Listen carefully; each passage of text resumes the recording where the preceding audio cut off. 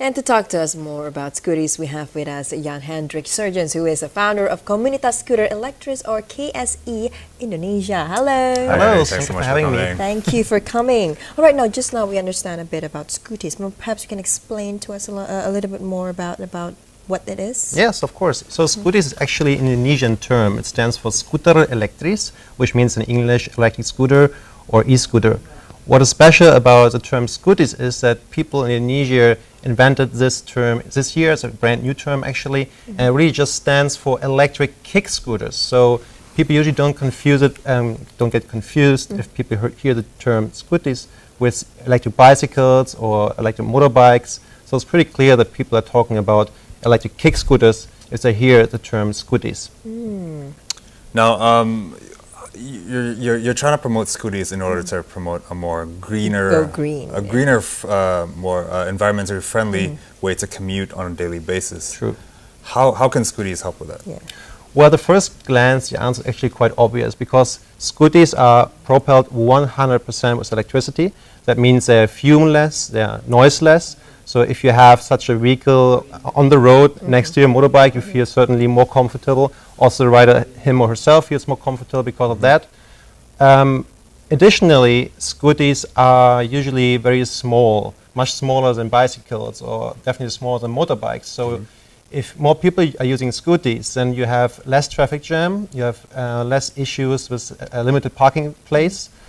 Nevertheless, when it comes to CO2 reduction, we have to take a bigger view as well, because all kind of electric vehicles still need something to run, which is electricity. Yeah. Yes. And the question is, where is this electricity coming from? So in Indonesia, it's, as far as I know, about 90% still from non-renewable energy sources. So theoretically, only 10% of the energy used by scooters in Indonesia right now is really green and contributing to the reduction to CO2. But that's at least something. And I read on the website of the Ministry of Energy here in Indonesia that they have the ambitious goal of increasing the creation of renewable energy or the use of it to 23% until 2025. And if until that time there are significantly more scooters users or also users of other electric vehicles, then we will have a big impact a significant impact on the reduction of CO2. All right. Now, what about KSE, though? It's a community. Yes. Yeah, can you explain to us a bit about that? Yeah, so KSE stands for Komunitas Skuter Elektris Indonesia. So basically the electric e-scooter community of Indonesia. It was, and the foundation was in May this year.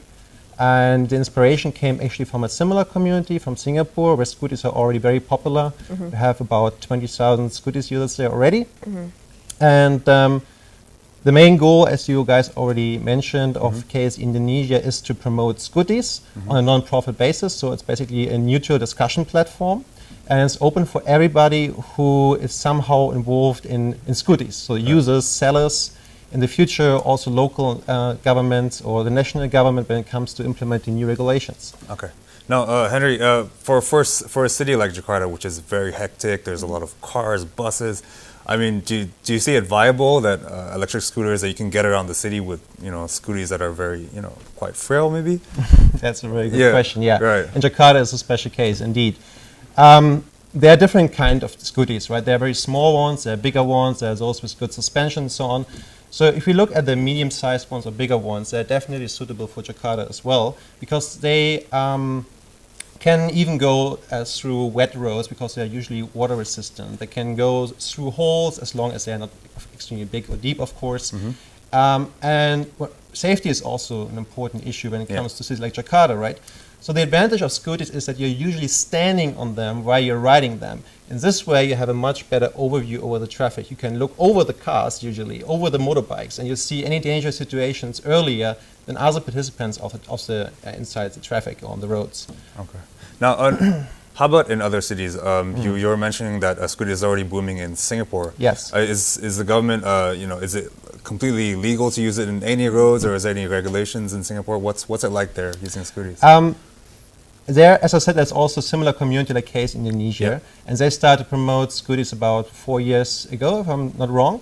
And since that time, the whole scooters industry boomed, but it was only tolerated by the government or by the police at that time.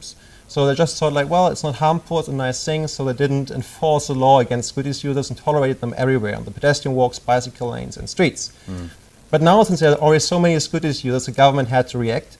So after some market research, they drafted a new law, which will be probably implemented by the end of this year or by the beginning of next year. And this law requires all scooties users to only use them on pedestrian walks or on bicycle lanes, with a maximum speed on bicycle lanes to up to 25 kilometers per hour.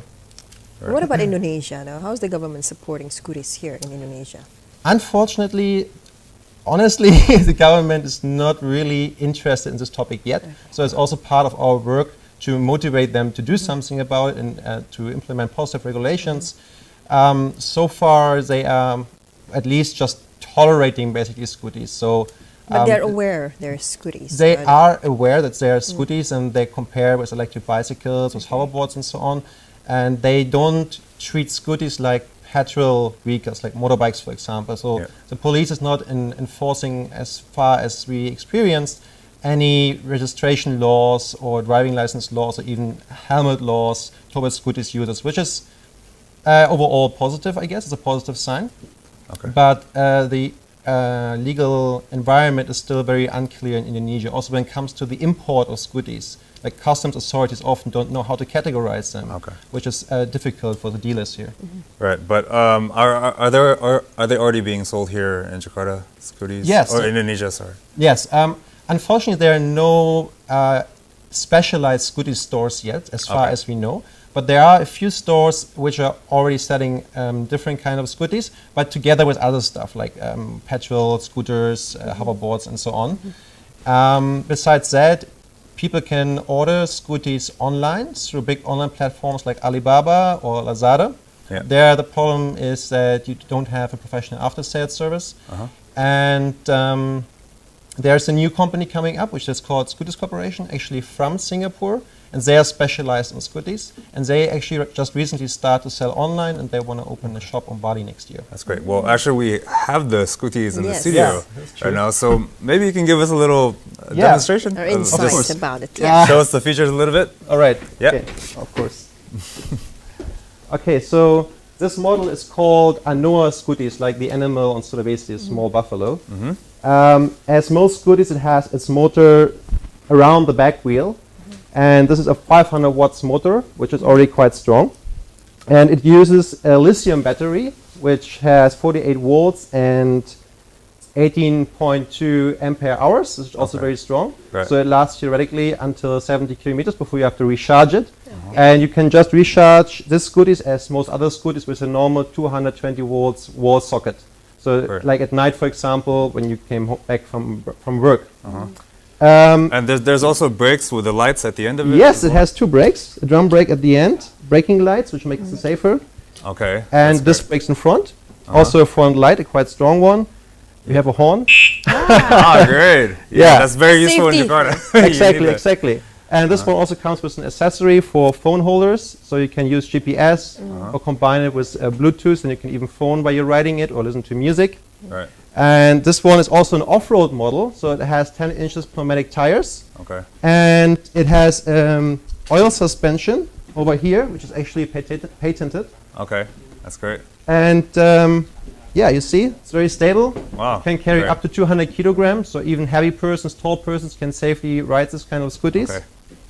And yeah, you can also already buy this in Indonesia online.